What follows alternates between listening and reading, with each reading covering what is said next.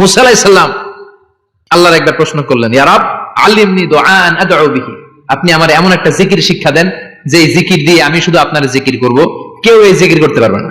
এই জিকির জানবো শুধু আমি আর জানবেন। কথা কোন? প্রশ্ন করছে কে? হ্যাঁ, কাকে করেছে? আল্লাহ এমন একটা জিকির শিখান যেই জিকির কেউ জানে না, আমি জানবো, আর ওই জিকির দিয়ে প্রাণ ভরে আপনারে ডাকবো। আল্লাহ বললেন, মুসা পড়ো লা ইলাহা ইল্লাল্লাহু মুহাম্মাদুর রাসূলুল্লাহ। মুসা আলাইহিস সালাম বললেন, আল্লাহ চাইলাম কি, কইলেন কি? লা ইলাহা তো জাতীয় জিকির, এটা তো আন্তর্জাতিক জিকির, এটা জানে না এমন কেউ নাই, এমনকি হিন্দু ভাইরাও জানে। কথা কন?